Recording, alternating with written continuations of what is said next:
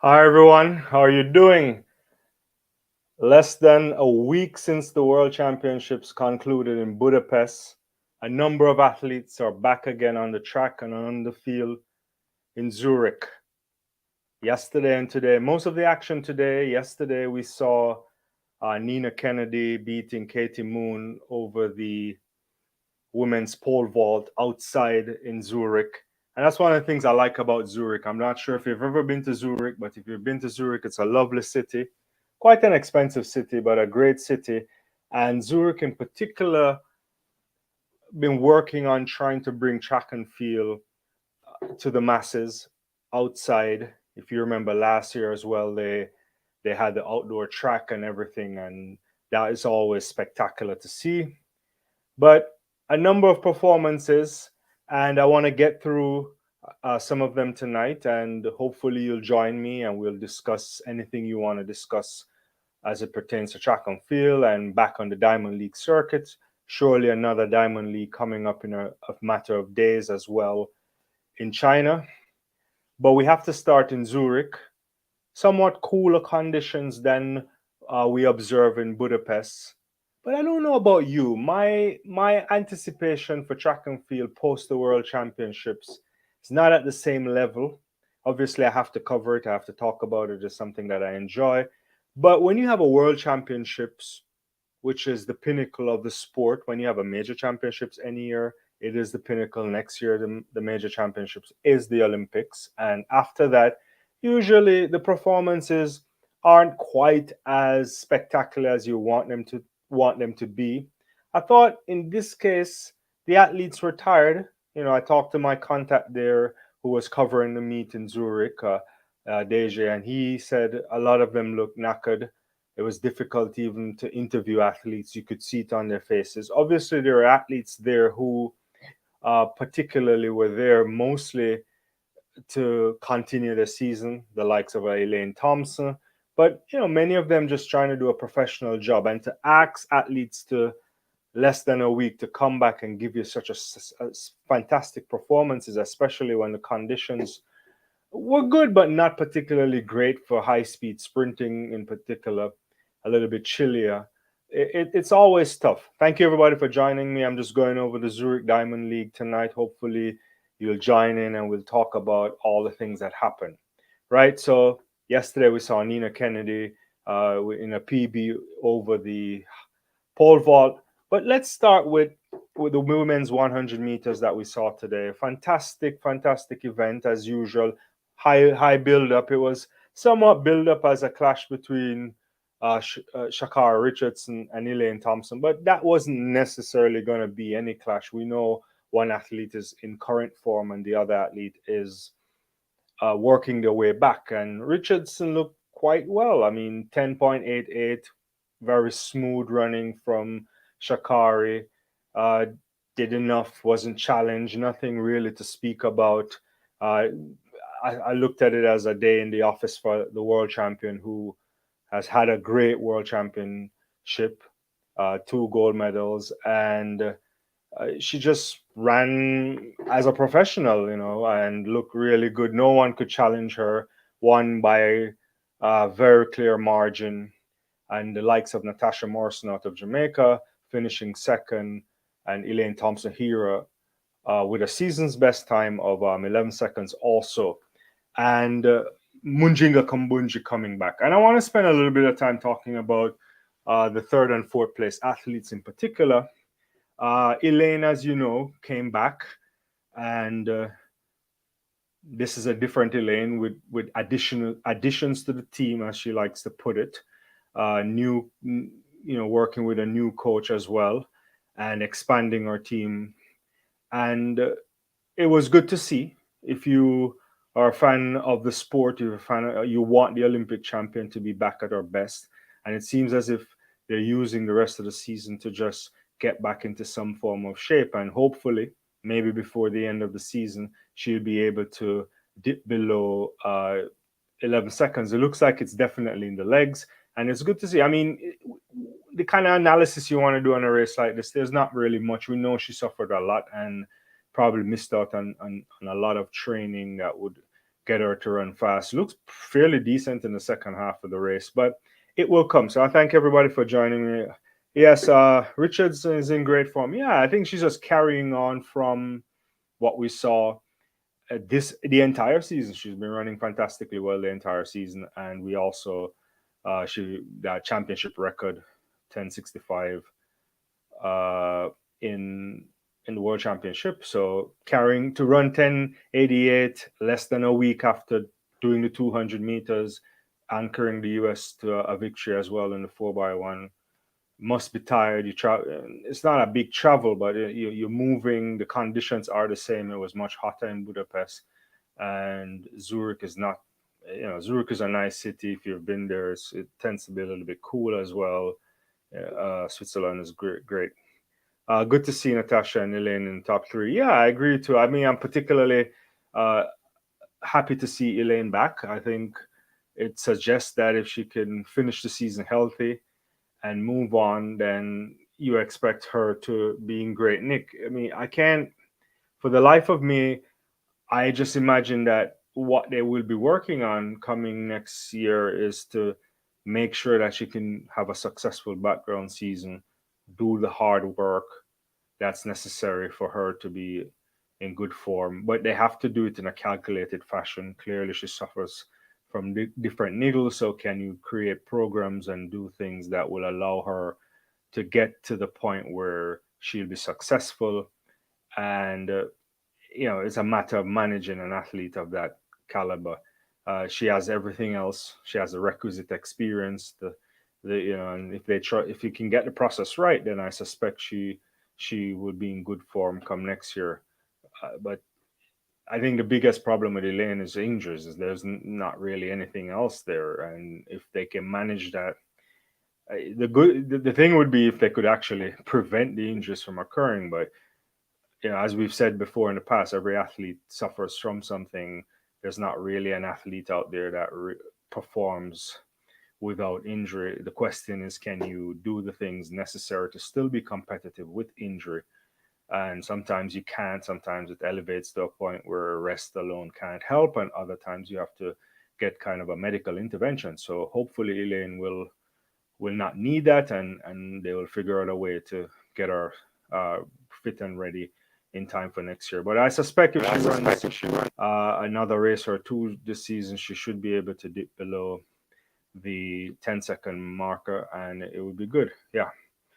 So it was a fantastic run by her. Thank you everybody for joining me. Don't forget to hit the like and subscribe button. I also try to be here again on Saturday after the China Diamond League as well.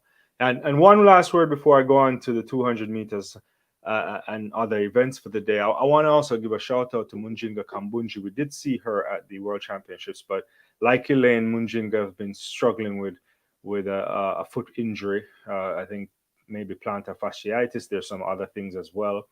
And that had really put a damper on her ability to prepare well enough for the season.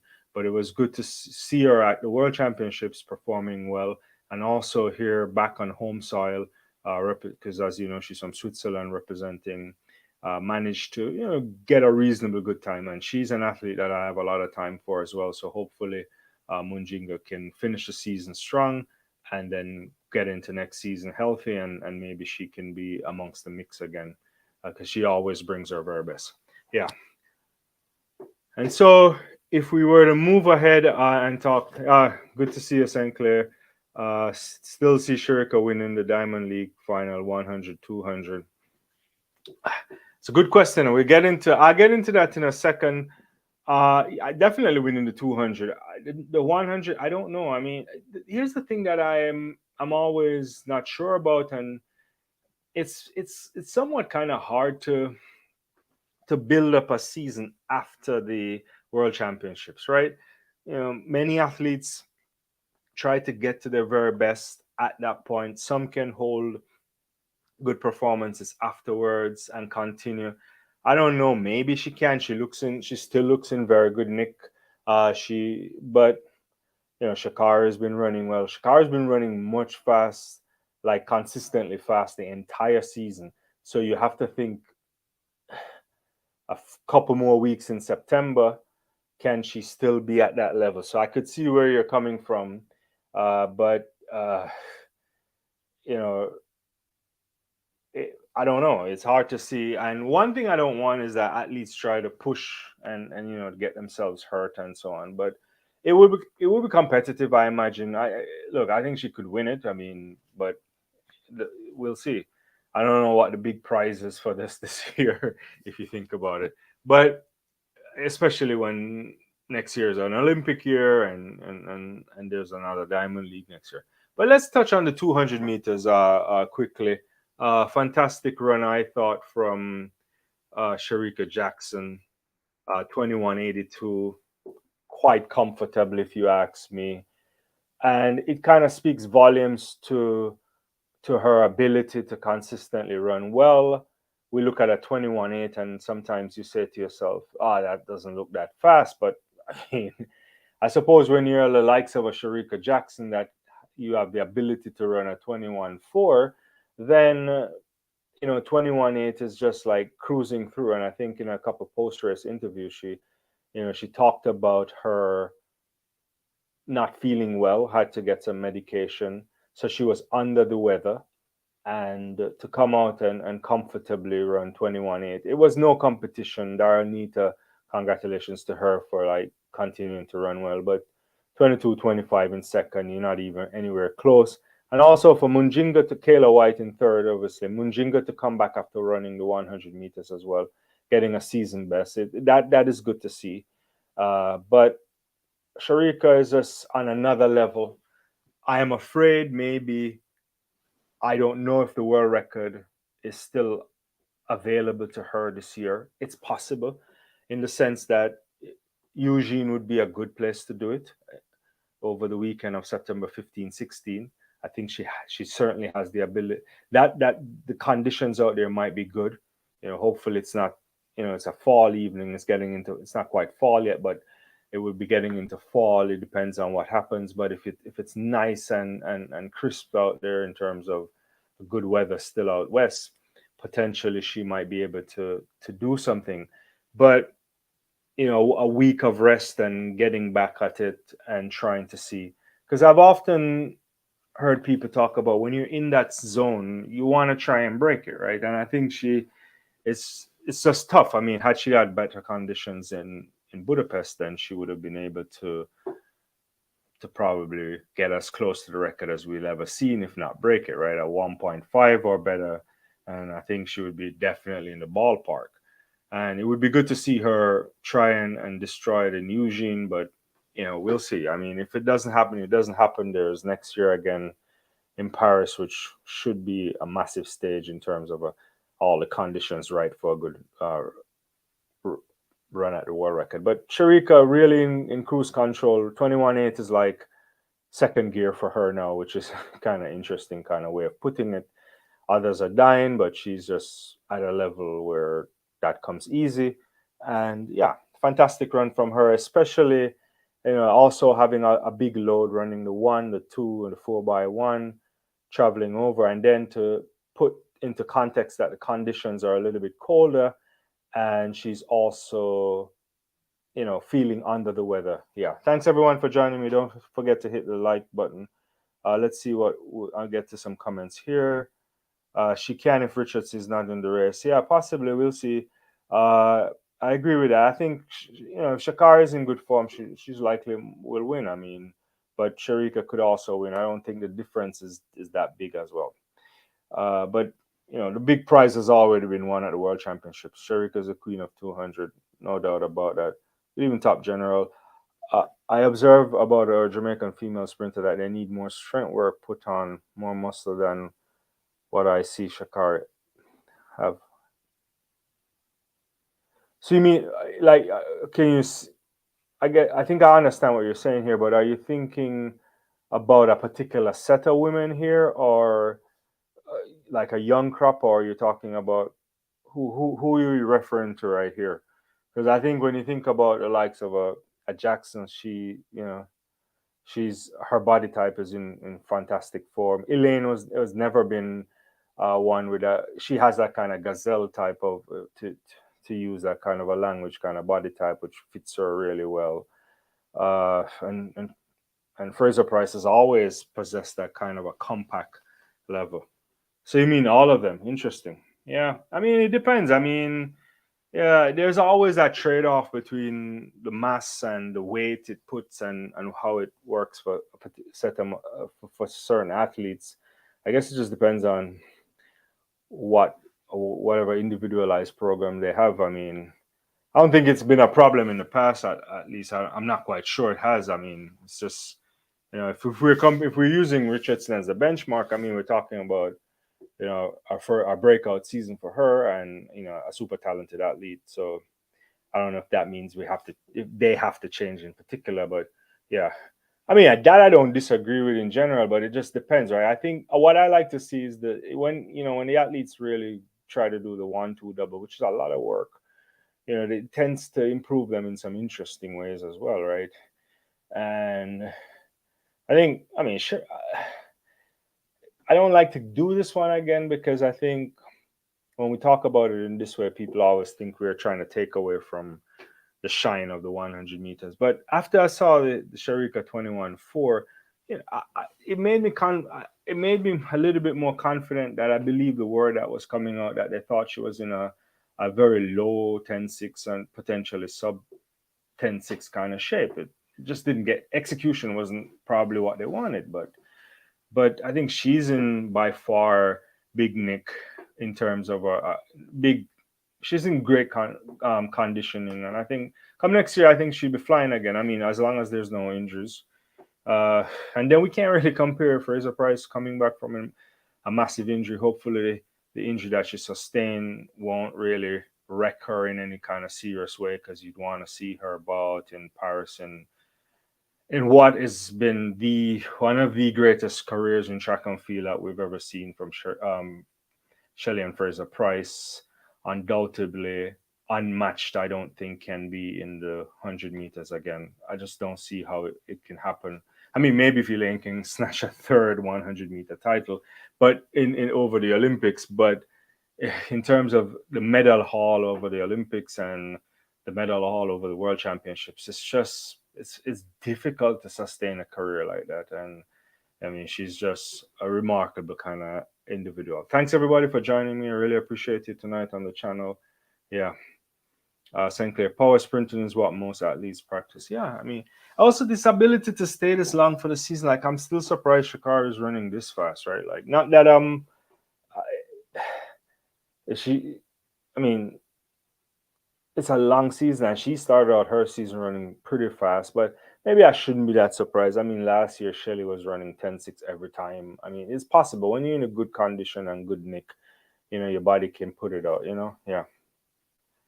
Richards have a breakout season, but the power and strength and speed is yeah, she's there. I mean, look, we knew this was coming a long time ago if they got it right, and they got it right this time, right? And I think the sport is better for it when people are there.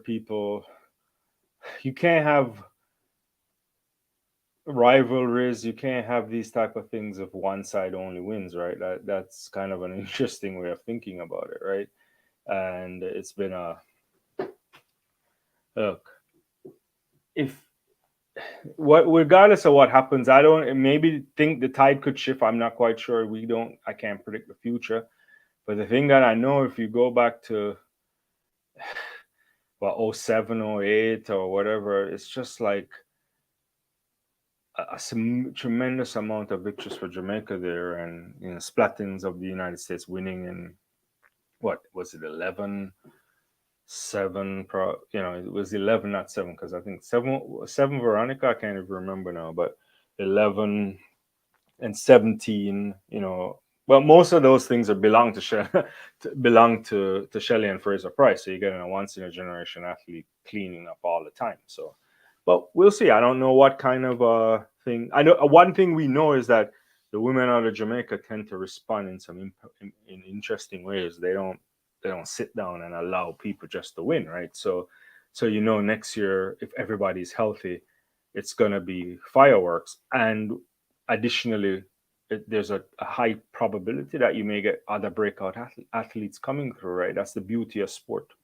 So we'll certainly get to see. Yeah. Uh, I mean, will be 38 by Paris. That is very old for a sprinter. No, yeah, I don't think.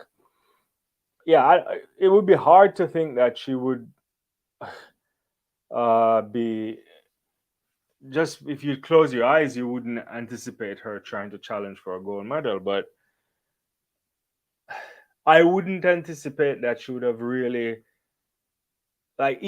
regardless of the predictions and the things that we spoke about. And I was like saying I want to see what Shelly-Ann Fraser-Pryce did this year before I really write it off. But it was more of like I was really shocked that she could have really, in the end, when you reflect on what she managed to do by getting on a medal podium in Budapest with the knee injury, with only running 200-meter races, 200, yeah, and 200 meters in the Jamaica trials. That's ridiculous. That's why I still sit back and I say to myself, if you're Maria Jose Talu, why you allow that to happen, right? Like, this is the kind of a drive. I think Fraser-Pryce, like in Rio when she got on the podium in Rio with the toe injury, I think it's just her unparalleled determination to find a way on a medal podium. This is the kind of thing that she shows up, and maybe she's in the head of a number of athletes because she's been dominant for so many years, and if she doesn't win, she's almost about to win, and she doesn't miss medal podiums except for a couple of occasions. So when we say she's 38 next year, I have to believe it, right? Like I don't. It's hard for me to think that she can just come and be amongst the favorite. But then we're talking about an athlete that has defied everything we know about top class sprinting. That's the thing that separates a Fraser. We don't have there's no comparison for it, right? We've athletes have run late into their careers. We've seen it a lot, but they don't win or they don't medal as consistently as she has. And she's also run fast as she's gotten older as well, which is something that usually you don't necessarily see. You see it once in a while, but to sustain that kind of stuff is impressive by any indication. So it's like I give this one a let's see what happens next year, right? Like, I mean, I don't know how long she'll be out for. There was a statement yesterday, but it didn't really say much about the length of the injury and so on. I would suspect they shut it down, and let's hope there's nothing that requires more than just rehabilitation work. Or if there's something that requires something like a surgery, then let's get it done and see. But if she can manage to do good background training and enter the season and not pick up injuries and run as well as she can,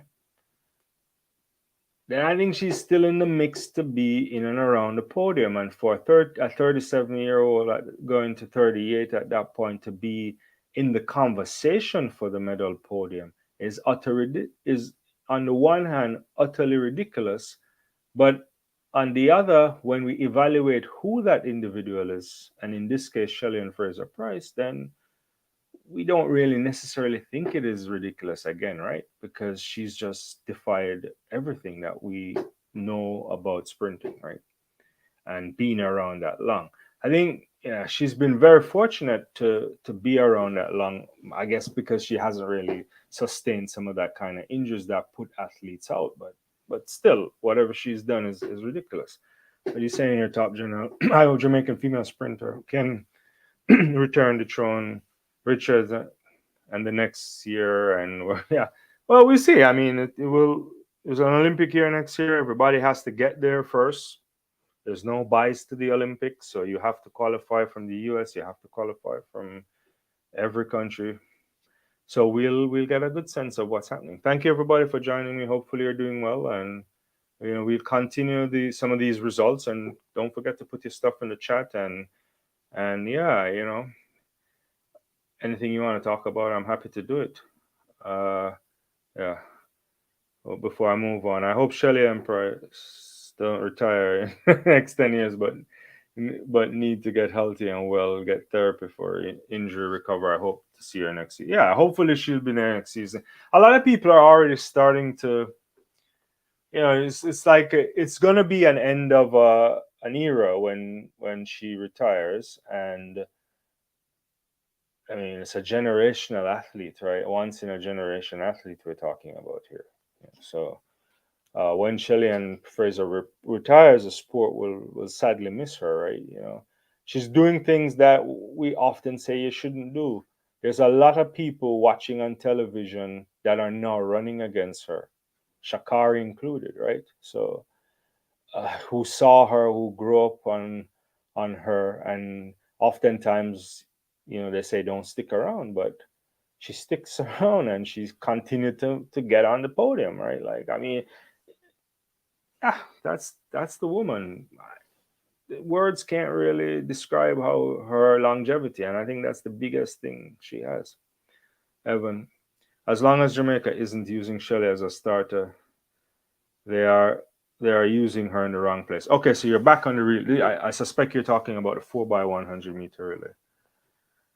Huh. I don't look. I don't know the details of the 4x1 meter relay except for what I hear, and I don't. This time I didn't try to ask who I could ask because I just didn't want to get into some of that stuff. The one thing I know Shelly has always said, and it's not anything new, is that she'll run wherever they want her to run. And we've seen her at every, I think Shelly has run every leg of a relay for Jamaica, right? I suspect they need to do something about. Okay, in the last live, I talked about one of the challenges for a country like Jamaica, the United States, maybe not even Great Britain, but let's put Jamaica and the United States have the biggest pool of women sprinters in terms of capability to get into a team, right? And the pipeline is there. So you can't necessarily sit down and figure out like what a relay team can look like. It's not Poland. It's not even Team GB. They have a lot of sprinters coming through, but they can sometimes think about what that lineup might look like. I know in a good year, we always think about the big three in the last big major championships. We used to talk about the big three from Jamaica, but there's other people in the mix, right? So if you were to run a couple camps or do something, how many are you going to take, right? And you don't really know, right? And can you get all of them to intermingle? It's very difficult to say. So I think when it comes to like a relay thing like this, I don't know. And then you have people trying to get me in trouble. Here's what I think. There's a lesson to be learned from the likes of, I'll say, a Great Britain. When they do their relay structure, they don't allow anybody to get involved in the process. No individual coaching. They pick a talent pool. They go somewhere oftentimes and they try to hash it out. You not liking that kind of situation, you'll go. We saw it this year with a Reese Prescott. A little bit of a problem with their setup. He couldn't stay in the mix. They get rid of him. They rather go with a team ethos than any kind of individual athlete or their coach taking trumps. We saw the US, they seem to have had some problematic situations at their relay camp. Didn't really matter in the end. They won the gold medal, championship record. Pretty good. Excellent leg by Gabby Thomas. She won the relay for them. It's plain and simple. We've seen in the past where last year the Jamaicans should have won the relay. Probably should have broken the world record at the time. But it didn't happen, right? So how they kind of assemble these people, what they kind of do to think through assembling units of people who can run in on the best part of a leg and so on. That's something they have to think about. I also think there's an issue with the 4x1 for Jamaica where Shericka Jackson anchors all the time in recent years. And in part that might be done because of her not wanting to exchange the baton. It might be a fear thing. But sometimes you look at a Shericka Jackson, you're like, maybe she's better served on the backstretch. I mean, she could probably run a blistering curve. Like on a good, I mean, if Elaine is backfiring too and all, I mean, For the life of me, if you had Brianna in top form again, you had Elaine on a backstretch, a Jackson running on a corner, blinding on a corner, coming off and handing over to like a Fraser-Pryce. I mean, I would like to see it that way, but we don't get to pick the team, and I guess they're okay with it. Yeah, but yeah. But sticking with sprinting and sticking with an individual that also had a fantastic world championship, I want to let's quickly touch and go to the men's 200 meters. Noah Lyles looking a little bit tired, but winning comfortably in the end. 1980 ahead of Aaron Knighton, who, if I had to pick out, I was a little bit shocked that Aaron didn't push Noah more or potentially win that race tonight, because it's clear that Noah was tired, had a very tough championship. He went for that double. He didn't know what a double meant in the context of a major championships like this, and he managed to do it. And not only that, the United States won the relay, and he played a role in that as well. And he was going for big times. Didn't materialize, but at the end of the day, he picked up 3 medals, and he's in an elite category of athletes that have managed to do that. And I thought like Noah could have been beaten tonight. I thought Aaron could have been best position. I didn't expect Zarnell to do much. He also had a tough championships in terms of the load. Even Kenny, Kung Fu Kenny could have, he was fresh. Both Aaron and Kung Fu Kenny didn't do anything except the 200 meters there. And so you would have anticipated them pushing. But Noah is a champ, and 1980, the conditions weren't great. It was a little bit chilly. And it goes to show that, like, after a big heavy load, I imagine this week they were just doing striding outs. They weren't doing anything, probably trying to rest and recuperate, getting the body sore. I thought Zurich came a little bit too early, if I'm being honest. Hi, Sandra. Good evening. Thank you for joining. Congrats, Sha'carri. Yeah. Yeah, Sha'carri did well, and I think and Elaine did fantastically well to finish that race, and she looks healthy. I was watching the interview, and my friend Deja was asking a question too, and I think Elaine feels good. I think there's something in Elaine when you see it in the way in which she's kind of assessing the season. I think part of her feels excited. You get an indication that she's gearing up for next year.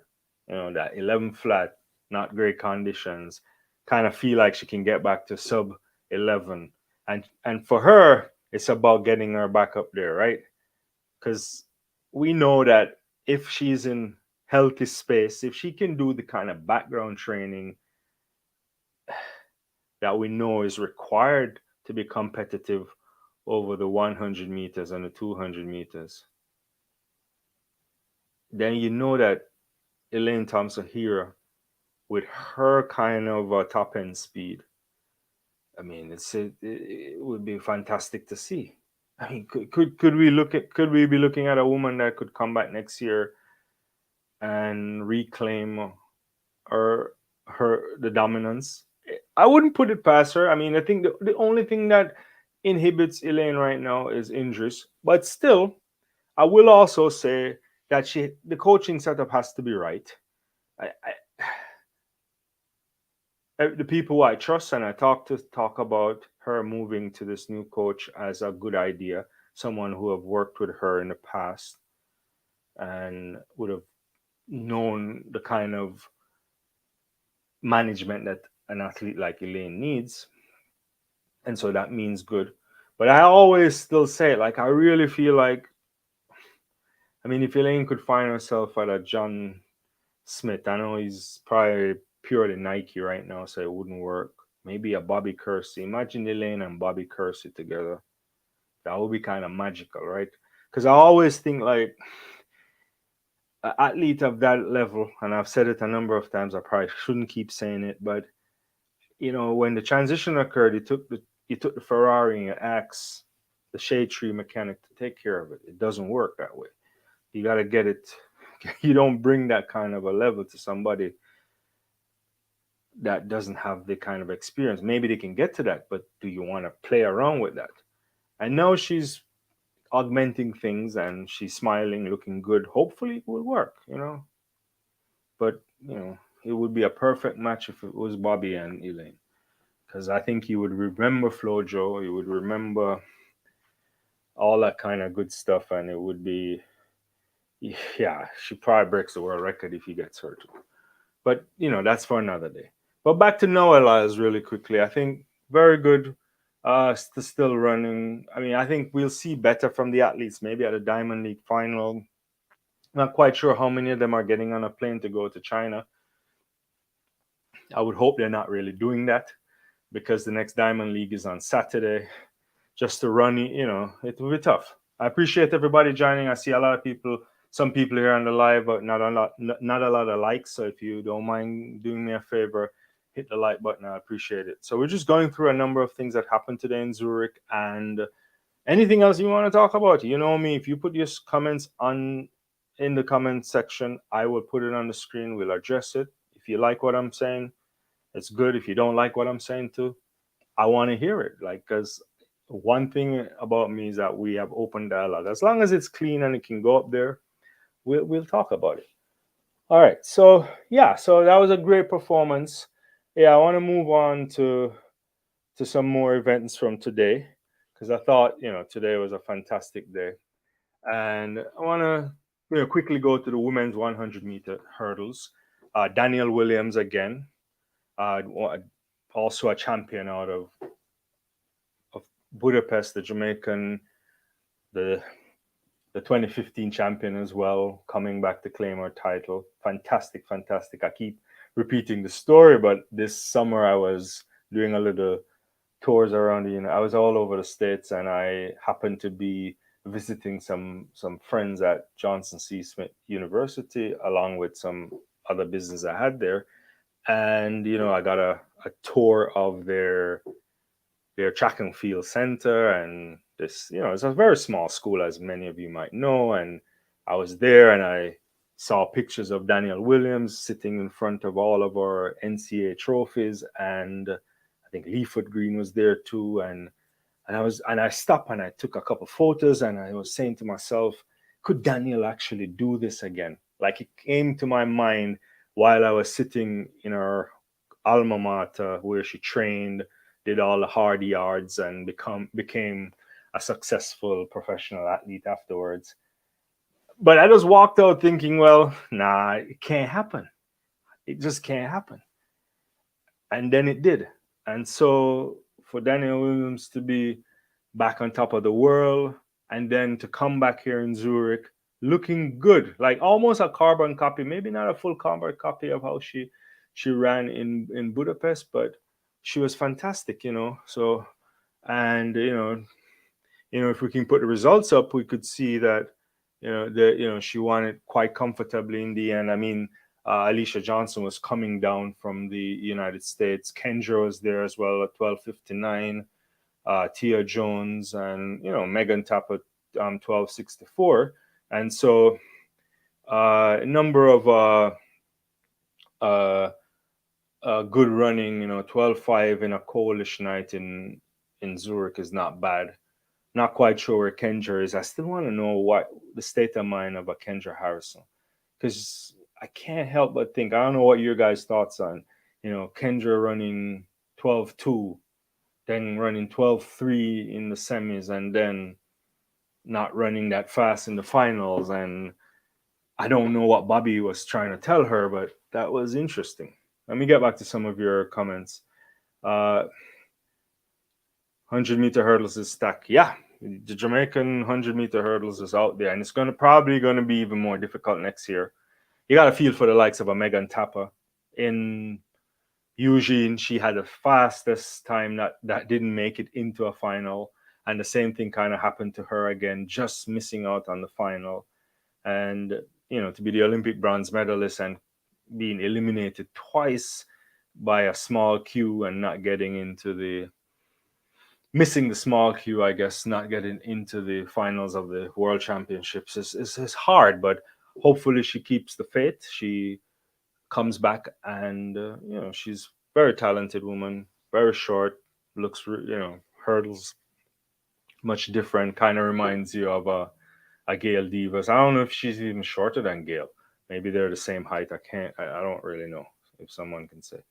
Uh, col- Collective word edits. Thanks for joining. I don't if I can't recall seeing you comment before. Maybe if you did, I apologize. But thank you for joining tonight. Shelly will win in Paris. That's a bold statement there. That is a big statement.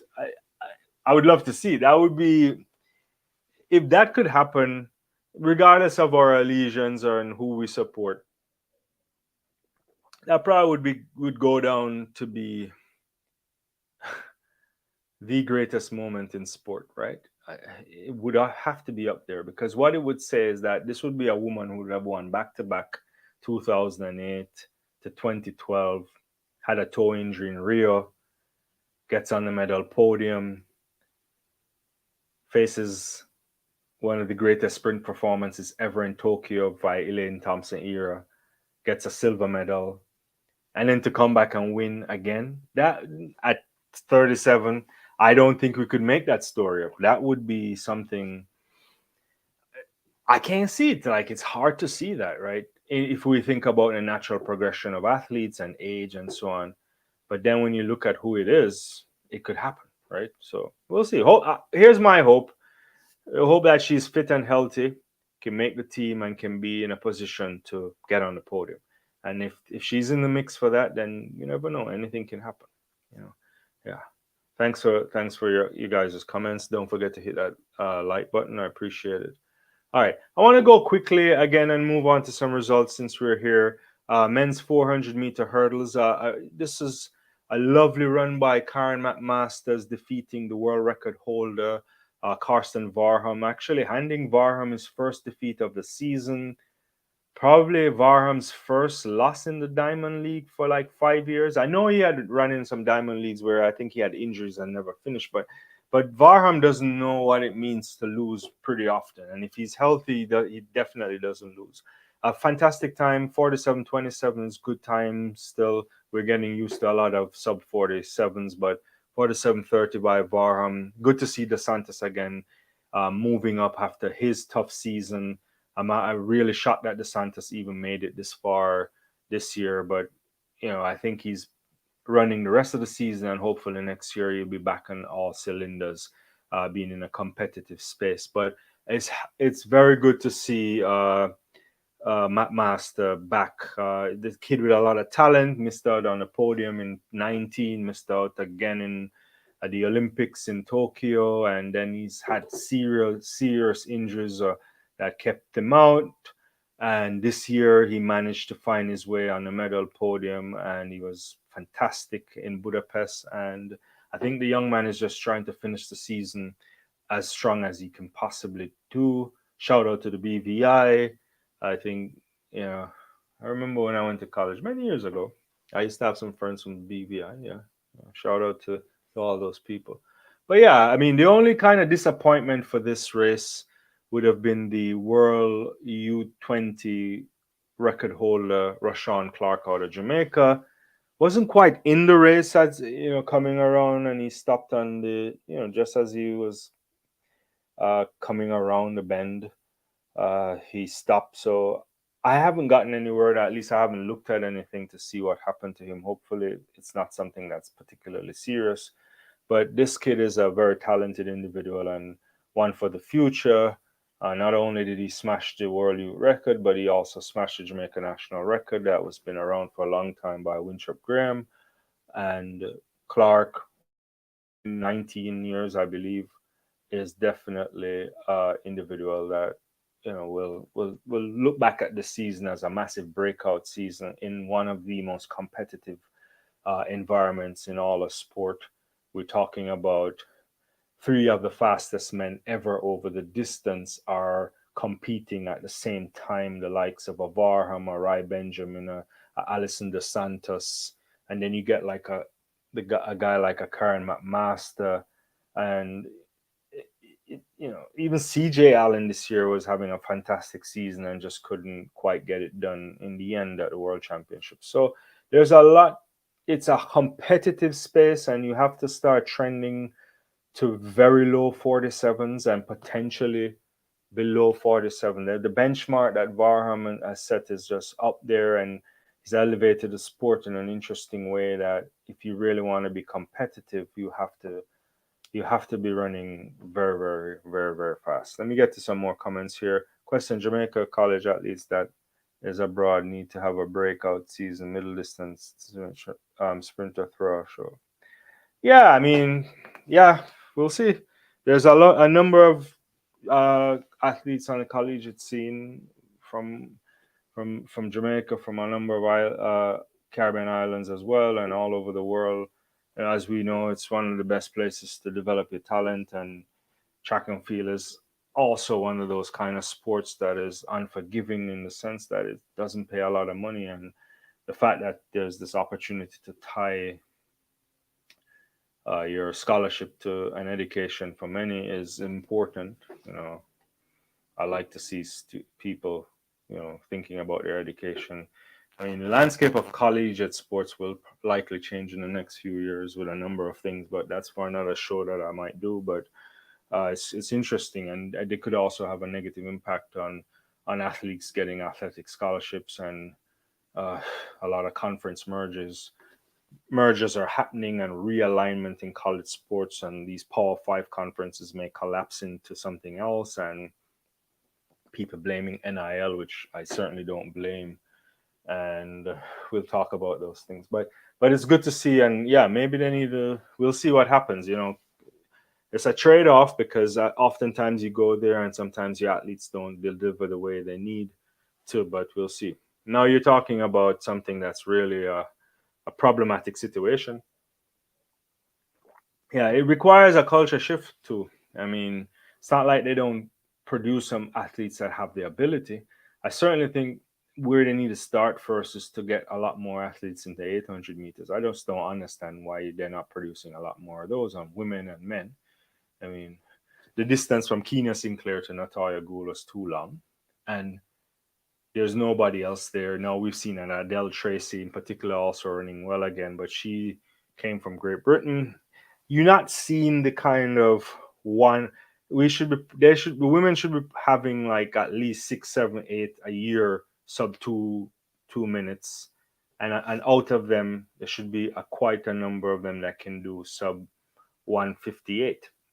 And then the men, that don't even talk about that. There's a couple guys coming back here, but there's no real reason why they can't do better. It's just not focusing on the event, and maybe there's something to be done in the structure of developing that kind of talent, because I think up to 800 meters it should be fairly straightforward for them to be competitive, not necessarily have to win anything, but to be in the mix. After that, it might be difficult. There's kind of some structural issues there in terms of who gets to dominate on that, and it's hard to break into certain systems. But we've seen a lot of places where if you invest in those things, you see athletes popping up, right? And I hate to bring the US in it because they have a lot more capability or an investment to put into athletes, especially from a collegiate standpoint. But yeah, I agree with your sentiments. What else is this? My opinion for women 4x1 relay team: Brianna, Elaine, Shericka, Shelly, because the world champ team was a mess because the coach keep messing up with cost them the gold medal. Yeah, I mean the U.S. was very competitive, no doubt about it, and I think that leg by Gabby Thomas was just out of this world, and she really. Once you gave Sha'carri a lead, nobody's taking anybody would gotten a lead at the end of that relay wouldn't have given it up. I don't. I like that lineup. I mean, we'll see next year. We'll see what happens. It was a transitional year again for Brianna Williams, so hopefully next year she'll be in a better shape. She's one with a lot of talent as well. But shifting coaching as well, new system. We'll see, right? There's a bunch of women coming up as well. The Clayton twins. There's a lot Reed. There's you name it. So the space over the next few years might be opening up for a number of athletes to break through. So we'll have to see. Where's the where's a jumper pole vault that was what Jamaica need to develop more athletes. But I mean, pole vault for sure, but pole vault is an expensive sport, and if you're not developing that at the very young age, it's very hard to get pole vaulters at the elite level. So yeah, you can't really get anywhere close to that if you're not doing it, and you have to think. And pole vault costs a lot. You need It's not something you can makeshift. You need the right facilities. You need everything.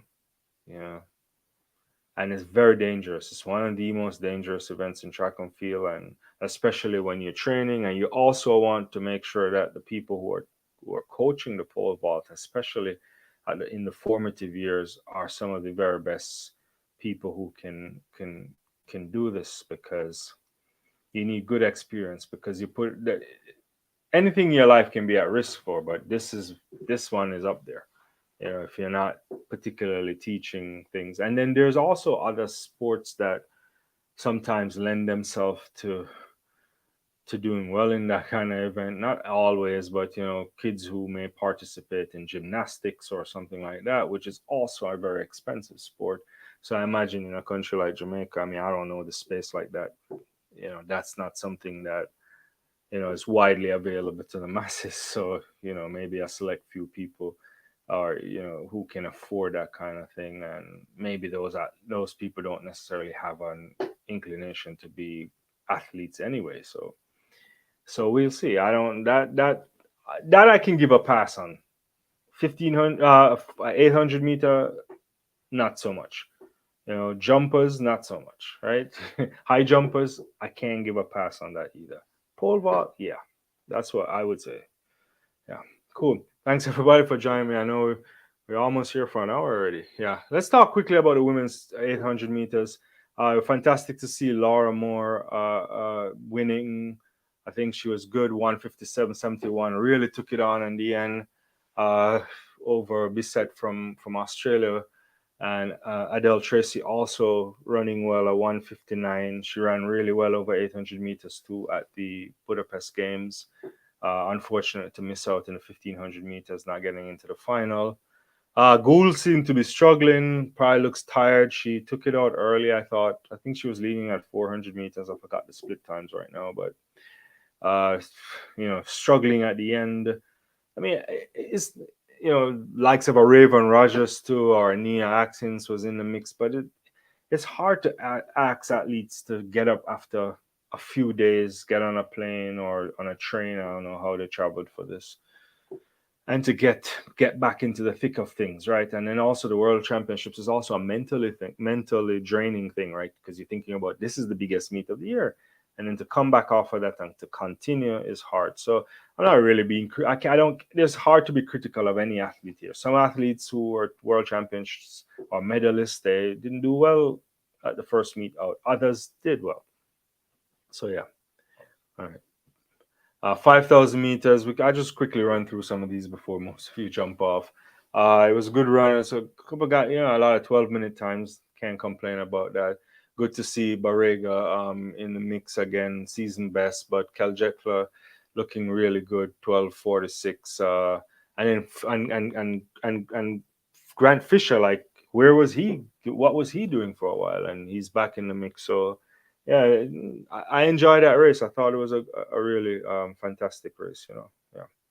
And then steeplechase also good. I thought Yava looked great again, running a really good time, beating Beatrice kept Chep coach again.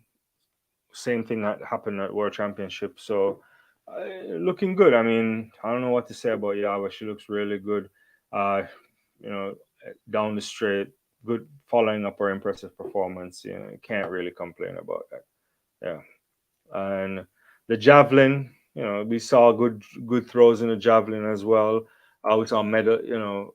Neeraj Chopra didn't win, but he was just behind Vlajec from Czech Republic, looking good.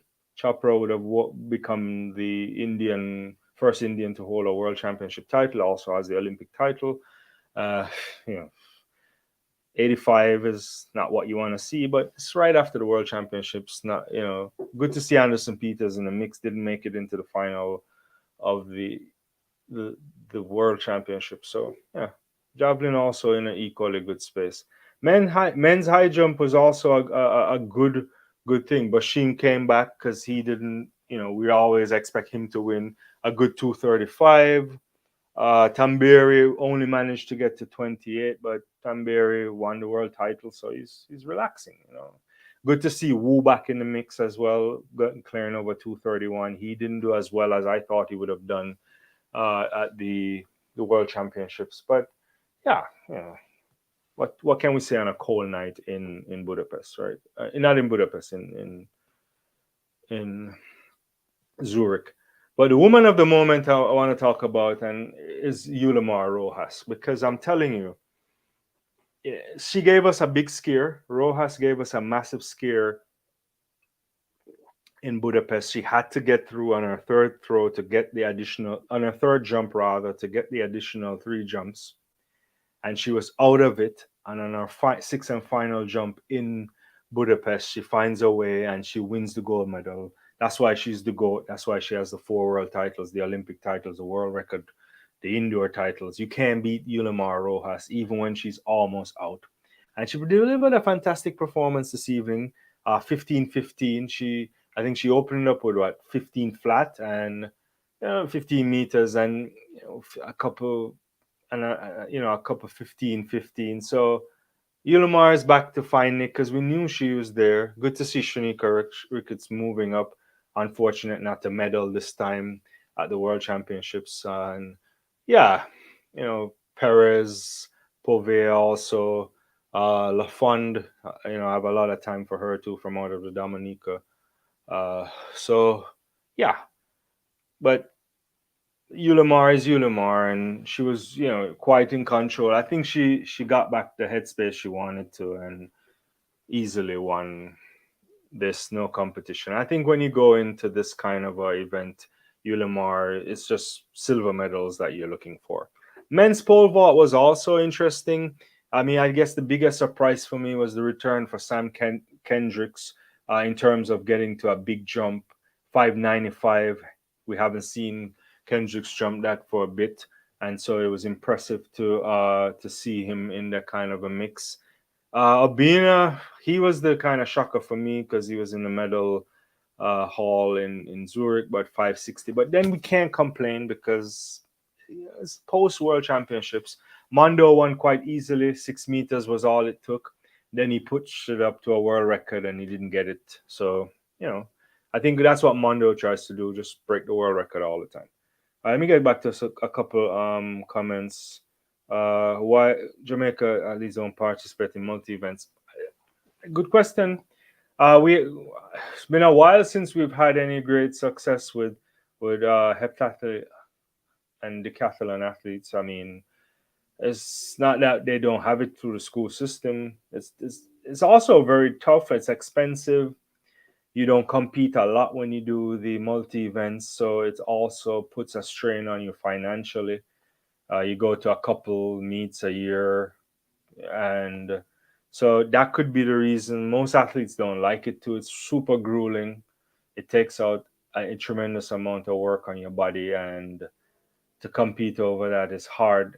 And that's why I like the likes of a David Warner still being around from Canada is just ridiculous because people don't last that long. Your body breaks down on you. But it's something that they should be competitive in. I mean, I don't have the answer to that, to be honest with you. The last successful person over that would have been Maurice Smith for Jamaica, but it's been a long time since that era to now. So that requires investment, I imagine.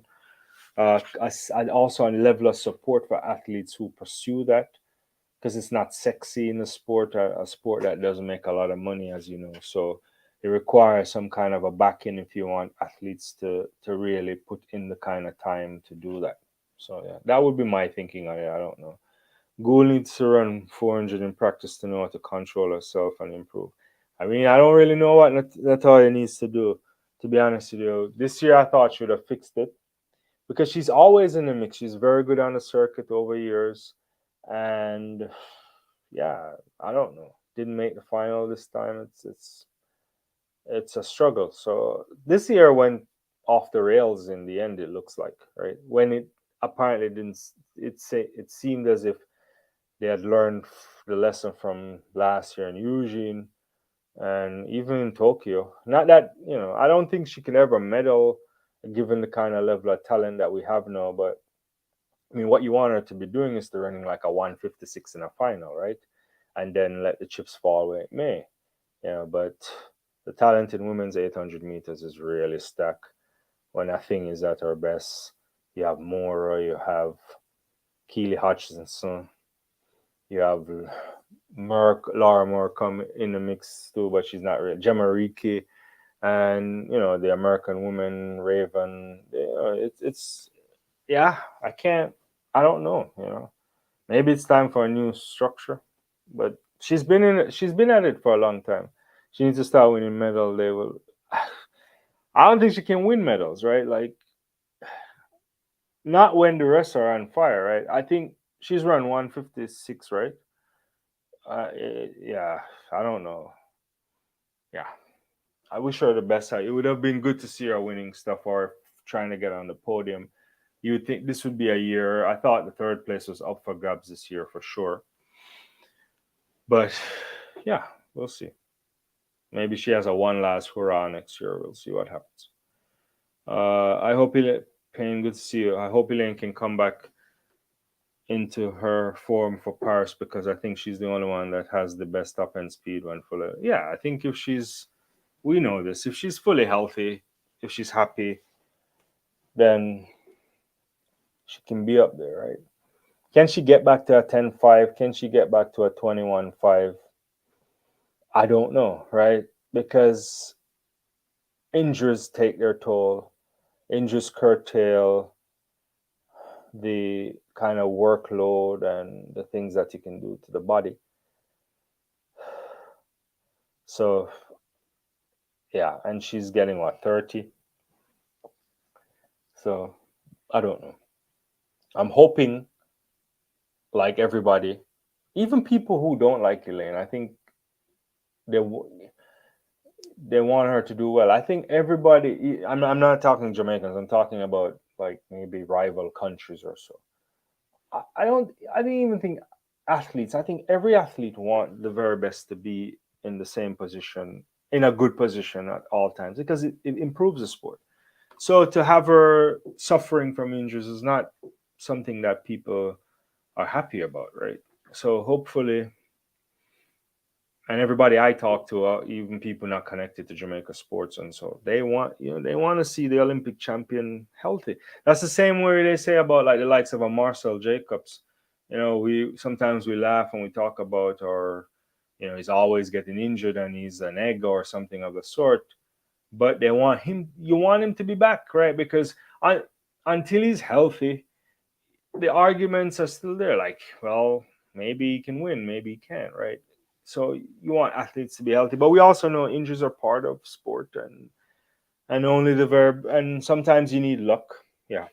Let me go back to some of these comments. Thank you everybody for joining me tonight. I appreciate you guys sticking around, even if you're not talking on the live. Hit that like button for me, and don't forget to like, subscribe, and hit the notification bell if you haven't done so. They all were pushing her and get. Yeah, I mean, look, you have to be tough in the 800 meters top general. She's experienced enough to not get herself bogged down in situations like this. So I don't know the answer to that. Who need to run 400? They need to stop pushing her. Yeah, I mean, she ran some 400 this year. She ran the 400 at the Jamaica Championships. She was part of the mixed relays. I don't know. Yeah, we'll see. Yeah, we'll see. Long jump wasn't particularly spectacular. Tentaglu won as usual. 8:20 ahead of Tajay Gale. 8:07. But a number of these guys were tired. Kira McLeod only managed 7:60, and yeah, the Indian guy Shushankar 7:99. Only four men got over 8 meters.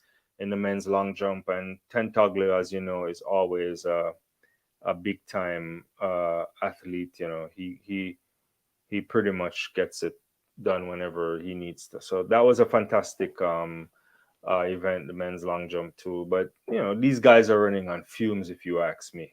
Yeah, yeah. So yeah, those were the big events that happened today at the Diamond League in Zurich. There's another Diamond League coming up in China on Saturday. Yeah, I will definitely want to cover that as well. I mean, good evening, Dashiki Philip. They all ran well. Uh, maybe I'm missing on which one. Who you're talking about? Yeah, yeah. Maybe you're catching the live at a different point, so I'm not quite sure. But yeah, we'll be back on on the channel in a couple of days, and also I'll be start to be unloading some other types of videos as well that may not be of a track and field variety, and I hope you also enjoy those. But if it's your first time, thank you very much for joining me, and hope you'll join me again. If you've been here before, you know I appreciate you a lot, and I appreciate everything, your engagement on the channel, and I wish for you a very good evening, and thank you for joining me. And put your comments in if you're doing it on a rebroadcast, because I'll definitely get to them. I'll see you in a couple of days, and enjoy the rest of your evening. Uh, bye bye.